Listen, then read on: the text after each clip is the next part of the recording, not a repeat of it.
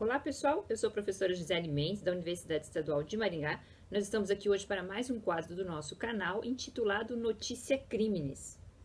Pois é, a Notícia Crimes de hoje vai dizer respeito a um caso que ficou muito conhecido aqui no Brasil nesses meses de junho, julho do ano de 2021, que foi a perseguição a um criminoso conhecido, que nós já falamos aqui no vídeo do nosso canal e que nós vamos colocar ao final desse vídeo, conhecido como Lázaro Barbosa, no estado de Goiás. Então, ali nós tivemos uma cidade do interior de Goiás, uma perseguição muito fervorosa ao Lázaro, né, que estava sendo acusado de ter cometido pelo menos 5 homicídios, como nós já falamos em um outro vídeo aqui, o qual é a diferença entre penas e medidas de segurança, que seriam mais aconselháveis para o caso do Lázaro. E além dessa perseguição policial por causa dos 5 homicídios que ele tinha cometido recentemente, ele ainda estava sendo perseguido por ter foragido, né, da prisão, de uma pena efetivamente de prisão que ele estaria cumprindo pelos crimes de roubo e de estupro no passado. Então ele fugiu da prisão e acabou gerando todos esses casos, esses crimes pelos quais ele estava sendo perseguido. Mas o assunto do vídeo de hoje não diz respeito propriamente aos crimes do Lázaro, mas sim o fato de algumas pessoas terem acobertado, dado guarida ao Lázaro durante a sua perseguição. A perseguição durou quase 20 dias e finalmente o Lázaro foi morto, né? Na verdade, ele foi executado por vários policiais federais e militares que o estavam perseguindo, porque ele recebeu mais de 39 tiros, né, no momento em que ele foi preso. Então, é claro que se pode alegar que se estava em legítima defesa em relação ao Lázaro, que estaria ali supostamente armado, mas o fato é que 39 tiros, não é, pessoal, excede qualquer tipo de legítima defesa do artigo 25 do Código Penal. Então, é fato que não havia necessidade de 39 disparos, eram mais de 400 homens perseguindo uma única pessoa. Então, o fato que aconteceu ali é que não houve nenhuma possibilidade de julgamento do Lázaro, que foi friamente executado por esses policiais e assim, morto, né, ele não seria mais julgado, nem condenado, nem sentenciado a pena ou medida de segurança e nem punido pelos seus crimes, né, mas não lhe foi dada a oportunidade de julgamento.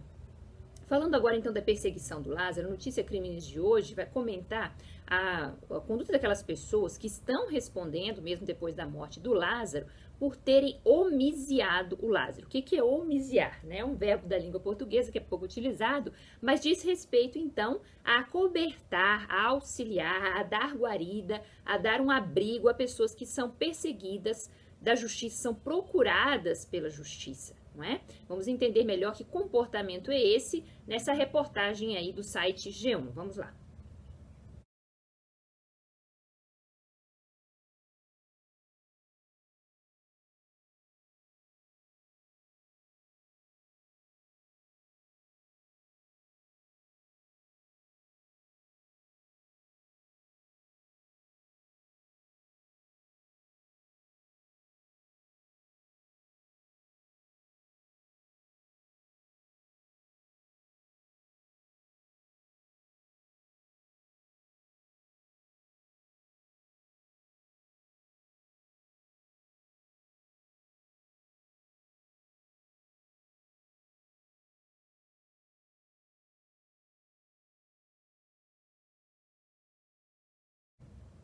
Então, vocês podem ver pela reportagem que o Lázaro estava, poucos dias antes de ser efetivamente pego e executado, ele estava perambulando perto da casa de sua sogra, de sua ex-sogra, que teria dado guarida ao Lázaro, portanto, teria homiciado o Lázaro. E também existe um fazendeiro, né, que era patrão, ex-patrão da mãe de Lázaro, que também teria homiciado ou acobertado o Lázaro por pelo menos 5 dias na sua fazenda. Ali ele comia, fazia suas refeições, dormia, né, tranquilamente. Quando a polícia aparecia, a instrução ao caseiro, que era dada ao caseiro desta fazenda, deste fazendeiro que era ex-patrão da mãe de Lázaro, é que Lázaro não estava ali, né?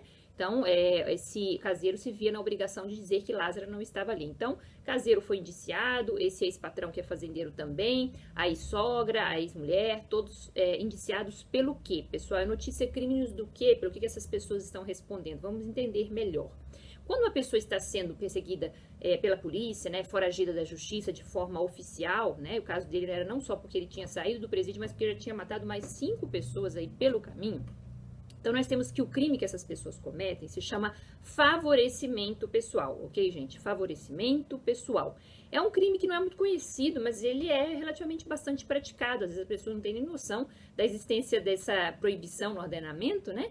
Mas o fato é que está ali tipificado o crime de favorecimento pessoal, vou colocar para vocês, no artigo 348 do Código Penal Brasileiro, lá no finzinho do Código Penal Brasileiro, existe esse crime de favorecimento pessoal, artigo 348, que diz assim: auxiliar a subtrair-se a ação de autoridade pública, autor de crime, a que é combinada a pena de reclusão. Tá? Depois tem a pena de detenção também. Para este crime do artigo 348 caput, a pena não é muito alta, é uma pena de detenção de 1 a 6 meses e multa para aquele que está omisiando, ou seja, auxiliando a subtrair-se a ação da justiça, entendida aí autoridade pública de forma geral, desde a polícia, Ministério Público, Poder Judiciário, né, autoridade pública, pessoa que seja a autora de um crime ao qual é combinado pena de reclusão, que são os crimes mais severos, tá? E era o caso do Lázaro, que estava sendo, portanto, perseguido, estava com ordem de prisão, mandado judicial, para prendê-lo pela acusação de crimes muito graves, como são homicídios, né? Além de estar ser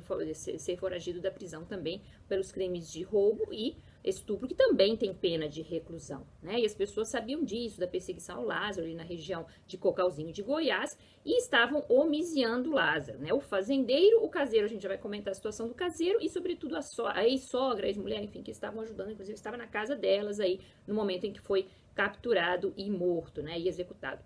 Bom, nós temos que este crime de favorecimento pessoal é um crime que atinge a administração da justiça.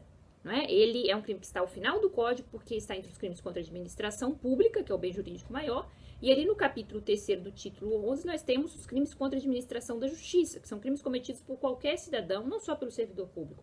Também pode ser, mas principalmente pelo cidadão comum que, de certa forma, viola, né, princípios fundamentais da administração pública, e nesse caso da administração da justiça, que é um bem jurídico específico dentro da administração pública, diz respeito a todos os poderes que estão ligados ao processo, seja ele civil, trabalhista, penal, não só o processo penal, né?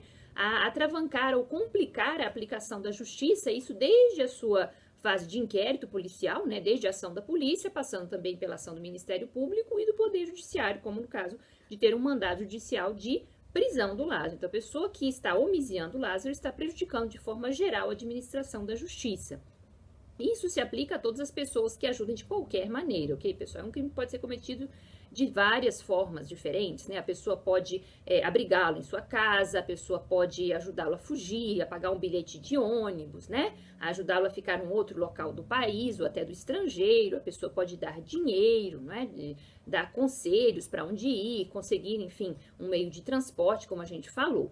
Mas a doutrina é unânime no sentido de que dar comida não é favorecer a pessoa subtrair-se da ação da autoridade pública, tá? Porque isso é uma questão humanitária, né? Dar comida a alguém, a qualquer pessoa, fugitivo ou não da justiça, não pode ser algo que é incriminado. Então, meios para subsistência, um prato de comida, um copo de água, jamais vão tipificar este crime, por mais que a pessoa saiba, né? Aquele que está homiciando, aquele que está praticando favorecimento pessoal, que se trata de um criminoso conhecido, foragido, né? Ela não vai estar praticando crime, a não ser que sejam ações mais contundentes, que compliquem mesmo a ação da polícia, como deixá-lo dentro de uma casa, né, ou da própria casa que a pessoa está habitando, ou de outra casa, pagar um meio de transporte para ela poder sair do local, tudo isso vai configurar o crime. A operação plástica, né, que alguém realize, pagando ou não ali num criminoso, não configura este crime. Tá? Não configura esse crime aqui do 348. Configura fraude processual, que é o crime anterior do artigo 347, diz respeito a alterar local de crime, a alterar provas, como, por exemplo, enxugar o sangue de um homicídio, né? Então, fazer uma operação plástica em um criminoso é algo muito mais grave e configura o crime de fraude processual. Não é este crime aqui de favorecimento pessoal, que é bem mais leve, tá? Então, aqui está alguém que ajuda a pessoa a fugir, depois do crime ter sido cometido.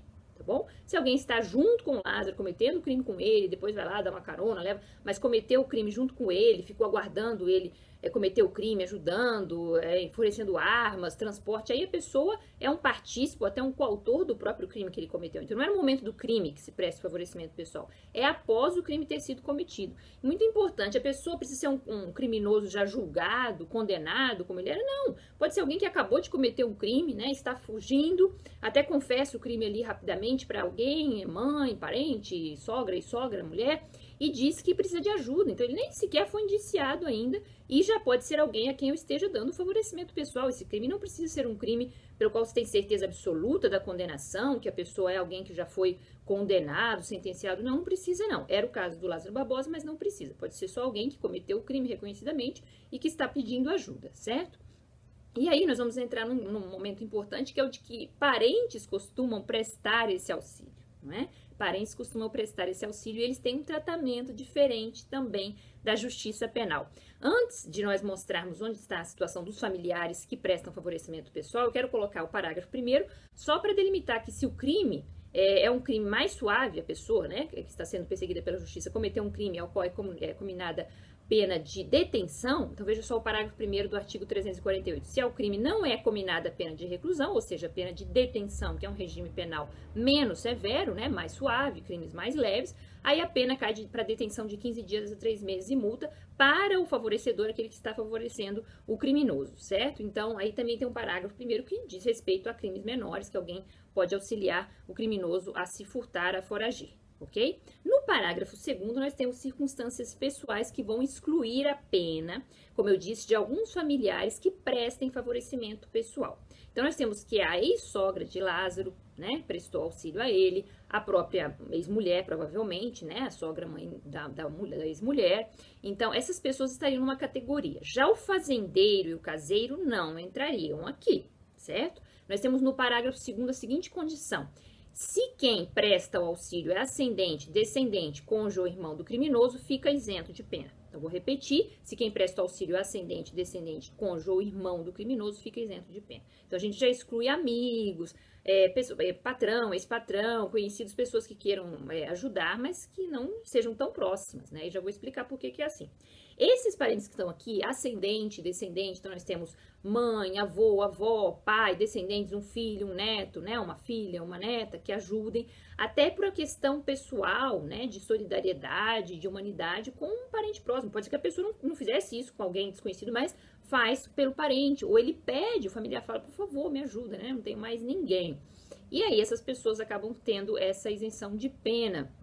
Também em relação ao cônjuge, e aqui a gente pode abarcar o companheiro, companheira, pode, porque companheiro e companheira, pessoas que são unidas pela união estável no Brasil, têm o mesmo tratamento constitucional daqueles que são casados. E aí nós estaríamos fazendo uma analogia in bonam partem. Aí eu posso ampliar o sentido da lei penal, professora? Não, eu não posso usar analogia para ampliar normas penais incriminadoras, mas para isentar de pena, para ampliar a extensão da interpretação de normas penais não incriminadoras, eu posso usar a analogia, assim, que é chamada analogia in bonam partem. Então, aqui eu posso colocar tanto o cônjuge quanto o companheiro, né, ou companheira. Ali, no caso, era uma ex-mulher. Então, a gente estaria estendendo um pouquinho mais ainda essa analogia, mas alguém ainda ligado ao Lázaro, a sogra, né, a ex-sogra, pessoas que são ligadas por laços familiares estreitos, tanto que ele foi pedir ajuda e teve essa ajuda, né? Então, nós poderíamos fazer uma analogia in bonam partem de pessoas que estão vinculadas por esse laço familiar de forma tão estreita que foi o único recurso ali que o criminoso teve na hora de escapar.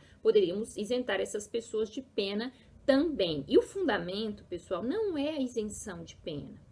Não é que elas não vão somente receber pena. Indo mais a fundo aqui na interpretação deste parágrafo 2º do artigo 348, a gente vê que é uma ausência de culpabilidade, né? Entendido o crime como ação ou omissão típica, ilícita e culpável, pelo conceito analítico de crime que nós já comentamos várias vezes aqui no nosso canal, essas pessoas não têm culpabilidade, não é que elas não têm pena, né? Cometeram um crime, mas não tem necessidade de uma pena. É mais do que isso. Vejam, diferentemente do fazendeiro, que fez isso porque quis, né, para ajudar e tal, mas ele não foi levado por um sentimento de solidariedade familiar, essas pessoas quase que não tinham nem escapatória, né? Ele apareceu ali, são pessoas às quais ele esteve ligado há muito tempo, né, por vínculos familiares, elas se sentem quase na obrigação de fazer isso.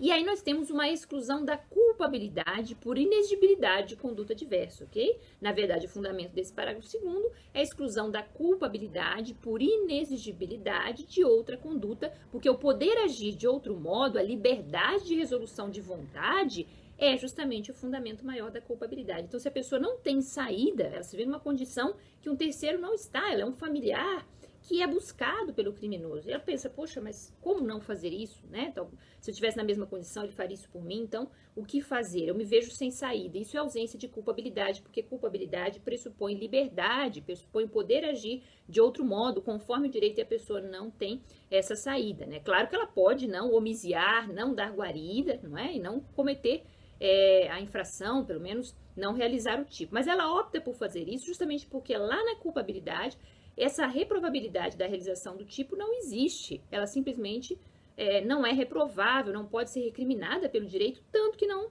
tem a pena, finalmente, tá? Então é um caso não só de não haver pena, mas de não haver crime por ausência de culpabilidade em virtude da inexigibilidade de conduta diversa. Bom, eu queria terminar diferenciando este favorecimento que nós vimos aqui, o favorecimento pessoal, do favorecimento real. Antes de dizer também que as pessoas como o fazendeiro e o caseiro vão sim incorrer no crime de favorecimento pessoal, tá? O caseiro, ele acabou sendo liberado, o fazendeiro encontra-se preso, o fazendeiro que abrigou o Lázaro. Mas o caseiro foi liberado, está respondendo ao inquérito, mas ele diz, né? E muito provavelmente é o que aconteceu, ele foi coagido, ele foi obrigado a falar para a polícia que não havia ninguém ali, mas ele sabia que o Lázaro estava ali, que o Lázaro almoçava, né? Que o dono da fazenda o abrigava. Aí o fazendeiro, claro, não tem escapatória, não está cobertado aqui pelo parágrafo 2º, mas o caseiro disse que não tinha como, ele podia perder o emprego, perder a sua subsistência. E nós estamos na mesma situação aqui dos familiares, né? Uma situação de inexigibilidade de conduta diversa. Ele não é parente do Lázaro, claro, não é um amigo pessoal dele, mas não foi nem ele que homiciou o Lázaro, né? Que teve essa ideia. Claro que ele auxiliou, ele não tinha saído, ele foi realizando o tipo, ele foi ajudando, ele dava comida, ele abrigava, né? A mando do fazendeiro. Mas e se ele não fizesse isso, gente? É só pensar, é a mesma situação de um familiar. Ele perderia o emprego. E o emprego é o seu único modo de subsistência. As pessoas não podem achar que o emprego é uma coisa simples de se perder, né? Para o qual se tem assim, a opção de simplesmente não vou abrir mão do meu emprego, né? Em nome ali da minha honradez, e não vou obrigar o Lázaro porque eu considero que isso é errado. Olha, ele não tinha saída, ele tinha que fazer o que o seu patrão o ordenava. Então, muito provavelmente, né, a depender aí de como vai ser sua linha de defesa, esse caseiro pode entrar, não por ser familiar, mas também na mesma defesa de que é um caso de inexigibilidade de conduta diversa, já que ele não tinha escapatória, não tinha escolha, não era culpável, não era reprovável, ele preferiu preservar o seu emprego, né, a denunciar o Lázaro, dizer que ele estava ali homiciado naquela fazenda. O favorecimento real, que vem logo depois no artigo 349, que eu vou colocar aqui para vocês, é um pouquinho diferente, tá? Tem as mesmas penas, é um pouquinho diferente. Ali diz respeito a coisas, a objetos, a produtos do crime que eu vou ajudar a guardar, tá? Então, artigo 349, só para nós diferenciarmos, é o favorecimento real, e diz assim, prestar a criminoso, fora dos casos de coautoria ou de receptação, então a pessoa não participou do crime, né?